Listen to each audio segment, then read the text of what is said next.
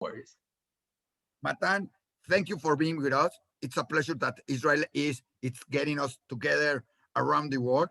And now it's more important because there are many young families or many young people that are making aliyah and that are from around the world. Mexico is one of these countries where there are many young people going there, and they go inside the army, inside the Sabah, because it's natural, because it has to be, and because it's part of being and making aliyah.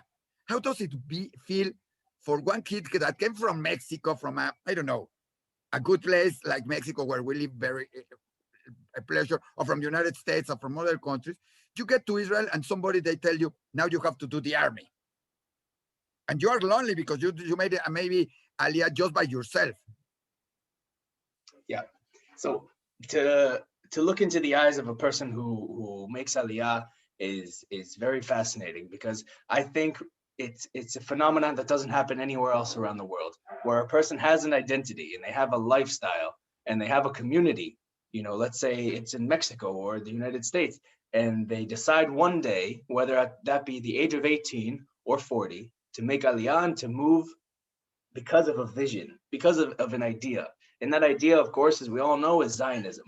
And there are many different forms of Zionism. An opportunity. Right. Or opportunity. Nachon. Yes, of course.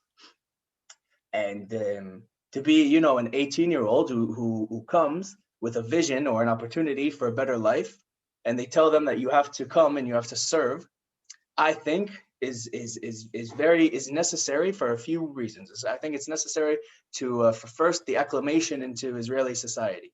You see, it's a country that fights on the defense, and it's always been defending themselves and their citizens since their birth, since the day that the Constitution and the independence was signed.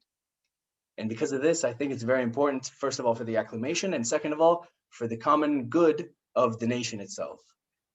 But tell me something. You go to the army, you just get to go to Israel, or you are some years already in Israel, and suddenly you go to the army, you start in your pluga, in your team, and it comes, and many of them, they have family. They are all Israelis, they have family, and you are like, all right, what I do here? Yes? Yeah. They become your family, but it's when it comes to Friday and you have to go out, you say, all right, what do I do? No? How does it feel? I think you were a lonely soldier. How does it feel the first weeks, the first times when you say, all right, I live here, and you say, I live in the army? I tell you what, there's definitely this feeling Sunday morning, let's say, when everybody comes and their laundry is folded nicely and they have, Ima made them schnitzel and they're taking it back with them to base. And you sit there and you think to yourself, well, I wish my mom would do my laundry for me. I wish I would have food prepared for me. But it takes a lot of courage. It takes a lot of courage to do something like making aliyah and to serve in the army. And to be quite honest with you, a lone soldier, I personally don't like the term, because you are by definition alone. But there's so much support around the Israeli community for this thing that's called a lone soldier, and it's implemented into society. And lone soldiers have a ton of help from the small day-to-day things, like when I go to a restaurant and I'm on uniform and they hear an accent and they give me the meal for free, to bigger organizations like Big Brother programs and housing for free for lone soldiers around, that you can actually apply for, and of course be put in with other lone soldiers. And then you build a community. There's a huge community base for Chayalim Bodedim around Israel. So you're alone, yes, by definition, but you're never really alone. Israel is all about helping out one another. But it's not the same to have a friend than to have your mother. You say it. All right. For many, they prefer to have the friends than the mother, especially if there is from the other gender, or if that is it's that. But how do you support? Do you work with them? You were a lone soldier. How do you work now with these kids that are doing their first years in army in the Tzaba, and after that, what do you have an organization working for them? You are one of these organizations. Well, there are many organizations working to help and assist lone soldiers. The organization Israelis itself is an organization that helps soldiers in general. But our vision, what we hope to do with lone soldiers is to essentially guide them once they've been released from their service. That's what I wanted. Yeah. and we would like to guide them and show them sort of different tools and ways that they can build up their confidence to speak about what they just went through. It's very intense 3 years. You know, an 18 to 21-year-old, their you know, perhaps their mental capacity to speak about this sort of thing isn't fully there. They haven't built up their own opinions, their own thoughts about what they just went through. That's where we come in. That's very important because, as you said it, for many of them, when they are in the army, they have their team, they have their friends, they have everybody with them. It's like a family. But when they go out and you are released from the army, some of them, we know that in Israel, it's not normal that when you are released, you go to your family. You go to your family, but you have it, but you want to live alone. But it's not the same when you are a lone soldier for the term, and you say, all right, where do I go? I go with my friends, I put my house, everything. But you need somebody also to be part of. So that's where you go in, and you told something important. They have to have with whom to talk. That it's different from the friends, somebody to express themselves. But you know that now, young people don't express themselves, many of them. They express it by cell phone, they send a Twitter, they put an Instagram, and for that, they already put an history on Instagram that it takes 1 minute or 30 seconds or 5 seconds history, and it's already, I already told my whole story in these 5 seconds. Is this correct? It's a good explanation. Do you work with that? So the Israelis itself as an organization, we touch upon many different sections of youth connection, I guess you could say, so to speak. Whether we have programs that help train soldiers discuss about how do they promote themselves on social media, because like you say, 5 seconds of an image can tell a whole story about a person, but you and I know there's so much more to the person than just what they've posted on social media. You know, they have something, they want something to share. How do they do that? It's very difficult to express yourself on social media, especially when things are taken perhaps the wrong way, perhaps in a different light by somebody who isn't quite as educated on the matter as you are, or doesn't quite understand where you came from or who you are. So Israelis itself, like I said, we have our Lone Soldiers program. We also have a program for a program of social media influencers, where Israelis, you know, we take seminars of people to go scuba diving down south in Eilat to promote the, you know, to essentially teach them, if you love doing something like cooking or scuba diving, okay, and you post something on the internet and it's titled in Israel, and you get, you know, feedback of people who post these hateful comments towards you, how do you essentially manage something like that? How do you deal with that? That's where we like to step in. Tell me something. Most of them, they are when you put something in Instagram or in any social media, most of the times you put something when it's something good. It's my birthday, it was a party, it's very hard to put a feeling when it's bad. First, you don't know how, but it happens. If something happens, maybe you put something if your girlfriend, your boyfriend break with you, but maybe you put a friend, maybe. But it's very hard. Do you help them with that also? Or when they need something, or when they get out and say, right, I need a job? Mm-hmm. So the seminar offers them 3 core things, okay? And the first one being is identifying themselves as who they are in the Jewish society in Israel, or the Zionist society, you know. And the second one is the interpersonal skills, and that's exactly what we aim to do on social media. How do they speak about how do you speak your truth, you know, to the open world? How do you promote yourself in the best way possible? But also, if you have something deep in something that's affecting you, we allow them and we give them the platform in these 2 days to talk with 20 other participants that have come on the trip about what happened to them in their service. And you won't believe, Isaac, you wouldn't believe, we just finished our last seminar last week, and they came out like brothers and sisters, and they didn't know each other coming in. And it was really beautiful to see. And they get off the bus at Tel Aviv Savido, and they all go out to a bar together at the end of the seminar. We gave them this sort of I'd like to say even like this safe space that they can come and discuss, good or bad, what happened to them in their military service. All right. That's important because many of them, they cannot talk to them about that with their families. Right. Right. It's Because the it's families, forbidden. Let's say it's like forbidden, or it's like I don't want to say it was hard. I had to do this. I have to do so. These stories. It has to be somebody with whom you can talk about it.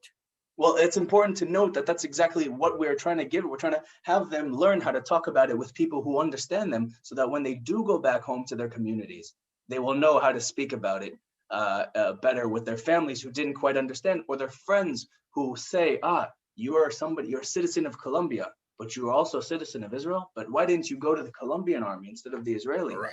What is the, That's a it's different preparation. So you prepare them also to be ambassadors of Israel. Let's say it for that. We have one of our interesting videos. I made an interview for a guy from Mexico who decided to make the army just to go to the army in Israel, and he has been receiving good and bad questions about it. So what do you say to them? How can they be prepared to be ambassadors, to go back to their countries and talk about their experience? well, we don't want to shy away from the fact that there definitely is anti-Semitism and anti-Zionism around the world. And it stems, I think, from a place of not necessarily understanding the hard facts of what's going on within the country. Because, like I said, like in social media, if a picture is posted onto social media about, or a bad title in CNN about rocket fire in Gaza, and the full story isn't there, you don't quite understand, it's very easy for people to make up their minds about what is happening. So we put them through, first of all, very educated people who come and speak to them about the truth that is going. We like to get out of our comfort zone of Tel Aviv, and we go off into these hotspot areas of next to the Gaza border, next to the Lebanon border. We take them to the area so that they can see for themselves what is going on. And while they are down there, we have experts come and speak about the field and discuss about what is exactly happening behind the wall. What the government lacks to do, what the government is doing, what are the hardships? It's very, very difficult to let's say, discuss even the water purification system in Gaza. It's extremely complex, but we bring people who know the field better than anyone else, and that they describe it to them. Once they understand exactly how to discuss this, then they have a much better understanding of the situation. Then we put them through stage 2 of the seminar, which is the interpersonal skills. And now that their knowledge, they have fact, now they can discuss it in a calm way, in a way that doesn't necessarily bring the conversation to how can you say, to another level, to do it. Exactly, to the point where you didn't gain anything from the conversation. The person who was asking you the difficult questions didn't gain anything from the conversation either. Still at a deadlock. We want to make sure that you have left a mark on them, and they vice versa. That's important. But remember, tell me about that. I know you are working with the organization Israel is, that is getting big and bigger and bigger, young people that are doing very interesting things, and that with the last accords with Emirates, with the Arab Emirates, with Morocco and Dubai and other countries. Are you working with them to get also these lone soldiers or these people in contact, or do something with young people all around the world, especially with these Arab countries, and then with countries like Mexico? Look, this is actually, I love talking about the past accords that happened and the programs that Israelis is currently doing, simply because I'm one of the participants in it. All right. And I joined about, I think, 4 months ago when the project first started taking off, and it was weekly meetings every Wednesday. And we were talking, first it was 50 people from Dubai, then 70 people from Morocco, and everybody sort of came in and started discussing their story. That's very much it. We're sharing our story through music, through food, through things that young people like to discuss. And me personally, I loved speaking because specifically my story was so different. Because I wasn't just a citizen from Israel, but I had this interesting story where I decided to come and make Aliyah.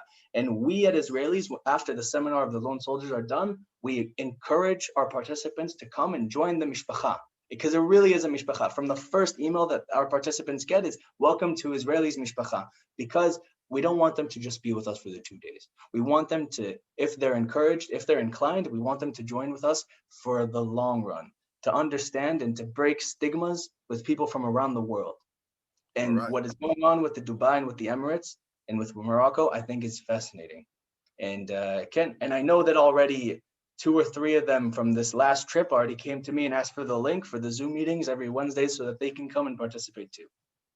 I want to ask you first why your story is different. Why my story specifically? Yes, you said I have a different story. I know you make Aliyah like many others, but why your story is different? First of all, I think my story is different because my family itself, when my parents decided to move 30 years ago to America, I think I was very troubled. I wouldn't say troubled, but burdened with this notion that I have this Israeli identity in my household, and I leave the door and I go to school, and then all of a sudden I'm an American. But then I come back home and my parents are talking to me in Hebrew, and I was very much on the fence, back and forth, growing up my entire life. And you know, it was interesting to be a first generation American to Israeli citizens. And in the meanwhile, all my family is back here in Israel, where I currently am now. I visit every summer. I just felt that, you know, something was lacking in me. And at 18, I decided that I have to sort of make full circle and, you know, and be right. true to my identity. Tell me something, Matan. What did the people in in United Arab Emirates or in Morocco or in other countries thought about hearing stories about people from not from the country like you, and I have there are other ones that make Aliyah that are from, I don't know, United States or from America, or I don't know, going to a country to make their army or to go to living. It's not normal from any country. You see many people trying to go from Guatemala to Mexico, from Mexico to United States to make a better living. But going to Israel, it's and having this feeling to go because it's my country, my. How did they respond? How did they understand it? Because I think it's hard for many people to think about it. Well, they definitely came with a lot of questions at first, but I would say all in all, they welcomed it really well. And to be quite honest, why they welcomed it really well is because they share the same love for their own country that I would with Israel. And because of But this, they were born there. For many of the right. people that are in Israel, they were not born there. It's like Mhm. it was a love outside it. It's like loving another one. It's like Yeah, I know. And in that respect, it was pretty sometimes I would say a little bit difficult to explain to them, but it was very well. I welcomed the questions with open arms. You know, anything that they wanted to ask, I gladly answered. And I noticed when I was telling my story that they have a smile on their face, that they're intrigued, that they're looking at the camera, they're actually listening to what I have to say because it's something that's so out of the ordinary. But tell me yeah. something. Talking about that, we talk with Nora, for example. She's incredible. She's from United Arab Emirates. She's marvelous. She talks with us like brothers. How did you feel to know these young people from around the world being in Israel and suddenly finding friends and brothers, like they said, in countries that you never thought they could be an interesting it, it conversation? it warmed my heart, to be quite honest with you. And Nora, I know she she gave me She's chills. marvelous. She's marvelous, isn't she? She gave me chills this one time when she discussed about her goal to take away from this program. And I hear that and I get goosebumps. I couldn't believe, you know, that we have, first of all, so much in common culturally. And we all have the same ambitions in life. You know, we all want to succeed. We all want to have good for our family, for our friends. We all love the food that our saftas make. And it was really nice to hear that there's somebody in a world that hasn't been opened up to us, that is opened up to us now, sharing the same sentiments that we do. And tell me something, just getting. I think everything looks very nice. Everything looks wow. It was incredible to find, but they have to be also hard moments there, hard questions, uh, some, I don't want to say conflicts, but some discussion about it, saying about, I don't want to get involved in politics. But how was it that it was some part where you and the other people in other countries discuss about something you don't have to be according in everything. You don't have to be correct. How was it, or it was some points there that you were also surprised, or them talking about any topics? Isaac, I have to be honest with you. I personally didn't run into any sort of situation like that. The goal here at Israelis and the goal at Dubai is the project that is taken on is that we're not here to discuss politics. We're here to discuss us. You're here to discuss the person behind the face, and that is exactly the main goal here. I very much enjoyed it. And how do you involve the lone soldiers in this program, in all of this? How do you involve them after being? It's part of. It's a benefit, different from any other programs for lone soldiers to have these Israelis and this connection with, again, these Arab countries, and having the opportunity. 1 year ago, you didn't think, or 1.5 years ago, you didn't think about going to Dubai. Right. Now you can go to Dubai and be maybe you are studying politics, so maybe you can be an ambassador there and have and enjoy that beautiful country. Yeah, well, I personally love the idea of being able to go to Dubai one day and to be able to Morocco, especially. I hear it's really beautiful. The lone soldiers themselves that have joined our seminar, like I said before, we want them to be more involved. We want that we send them opportunities to come and join and to sort of discover themselves. And through these programs, through our program with Dubai, if they can come and participate and feel like they're contributing or they're gaining something, some sort of knowledge, then we know that at the end of the day that we were successful. You understand? If there are people that want to come and to speak and to learn a little bit more about another culture, and lone soldiers, I think, are especially open to learning about new cultures because they've went through that themselves before. Coming to Israel is an entirely new culture, and they had to learn about it slowly, and it was, but they still have the ability to speak and to be open to new ideas. And for that, what is your vision, or what can young people in Mexico that maybe they are not lone soldiers, but they would love to? We are trying to involve them with Israel is, with Emirate Arab is, and Dubai is, and all of this, Morocco is, all this.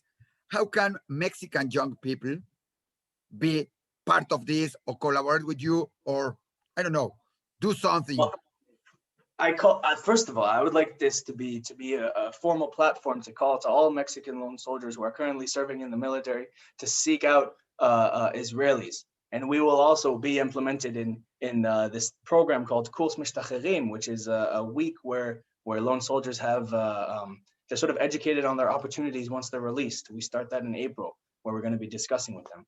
But I would just like to, yes, again, take this as a formal opportunity to say we would love to have everybody from anywhere, and especially Mexico, to come and share your story. Because at the end of the day, you have a unique story.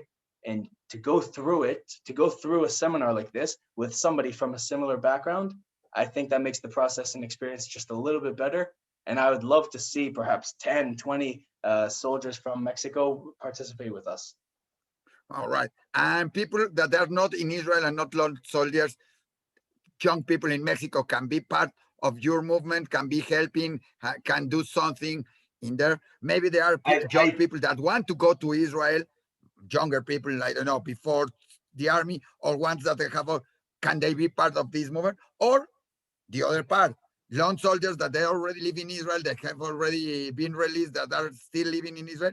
These two parts, people in Mexico, living in Mexico, thinking or not thinking to go to Israel, first of all.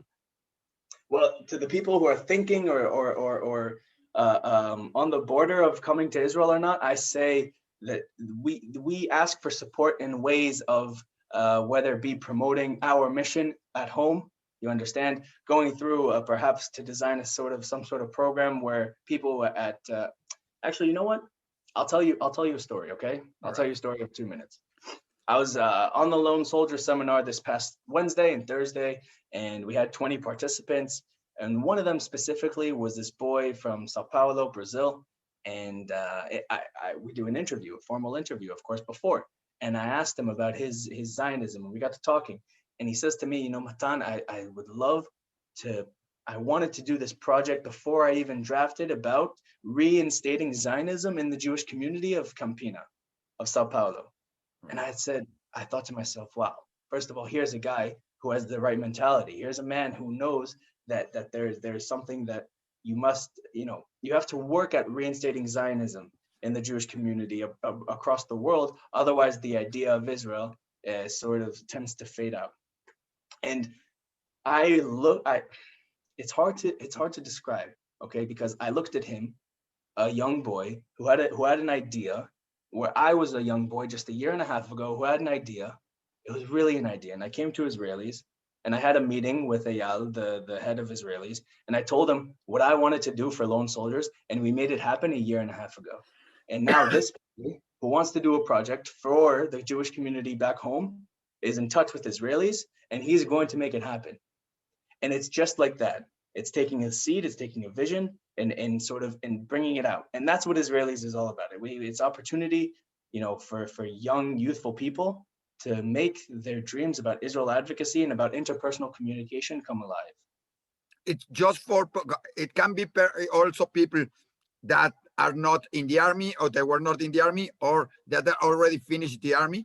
For example, I have many people I know that made Aliyah after army. They didn't do the army, but they may get there. Or people that made the army and now they are outside the army already. Can they be part of this movement? Can they help you? Can they help any part of Israelis and your lone soldiers program?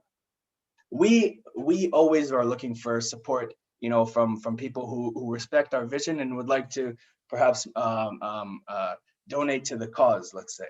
We're always looking for people who would love to come and help. And I think to lone soldiers, to soldiers who have been released from the military, who want to take part in Israelis, they're more than welcome, and there are many programs. The idea at the end of the day is to offer something that perhaps the Israeli government and perhaps the military didn't have the funding or the idea to do. And that is exactly what Israelis does. We're targeting soldiers, specifically in my program, we're targeting lone soldiers to come and sort of share their experience. But Israelis this is just my program. The program of lone soldiers is just one program of about 6 currently operating for the benefit of soldiers who have been released and would like to open up their minds a little bit. All right. I promise you, I will give you some contacts. We know there are many organizations that work with soldiers in Israel. Many of them, they work also with lone soldiers in Mexico, and we support many of them here to work with them. I will be to put them in contact with you, because to collaborate and work with that, with Rav David Grossman, with Thanks Israel Soldiers, with lone soldiers organizations. There are some of them, and it will be very interesting. There is also here an organization that works with building houses for these lone soldiers in the army. So soldiers can be, when they don't go out, they can have something there to have during the weekend, the pre-weekend doing there, or outside that. So I will put them in contact with you. I will also put you in contact with some Mexican and Latin American lone soldiers that are already doing their army there. And for many other people, there are many organizations here also organizing Aliyah. And one of the things they do is, what I'm going to do there. I'm going to be along. I want to be. It's like the emotion, the emotion for somebody who wants to go to Israel. It's, wow, I will do the army. And when you get there, it's like, all right, what I'm doing here. So having somebody like you there and your organization and all Israelis, I think it will be very useful for all of them. I think so too. Look, Isaac, we're really here to support anybody who comes from outside of the country and is looking to make Aliyah and express after what exactly it is that they went through in their military service. All right. If you need somebody in Spanish, I will send you somebody in Spanish who can do it for you. I love everybody. Now, thank you, Matan. It was incredible to talk with you before and during this interview, and talking with all of you in Israelis, and like I told you, with Nora and everybody in the other part of that. And I think your labor, it's important, not only for Israel, it's important for all to change the way of thinking of the young people around the world, Jewish and non-Jewish. Right. Yes, that's what we're trying to do here. And Isaac, seriously, I would like to thank you for taking the time to speak with me about this. I think this is amazing, and this is only going to be beneficial to the program. And if it's beneficial to the program, it's beneficial to the lone soldiers, the people who are trying to help here. Next time we will do another interview, but you will be speaking in Spanish. See, and next time you'll be speaking in Hebrew. All right, no problem. It's not for me; it's for all the people who hear it. So I understand Hebrew, very good. No, but many people don't hear Hebrew, but they would like to hear you speak in Spanish, Matan. So I'll start you speaking. have to learn. I'll start learning a little bit. Okay. And maybe someday you will be sent here to be the ambassador or the aggregate or something here, and it will be a pleasure to meet you here around. I would love to. I'd love to. And of course, when you come to Israel, you know where to come. We're going straight to the Israelis' office, and we'll have cafe and hang out. It will be a pleasure. We are just hoping Israel opens all the borders like Mexico and everybody, and everything gets back to normal. Like it's already getting normal in Israel. I hope in all the world, and we can travel there sooner or later and be there and be part and enjoy what it's to be visiting and living in Israel. Yes, of course. Thank you. Yeah, no worries.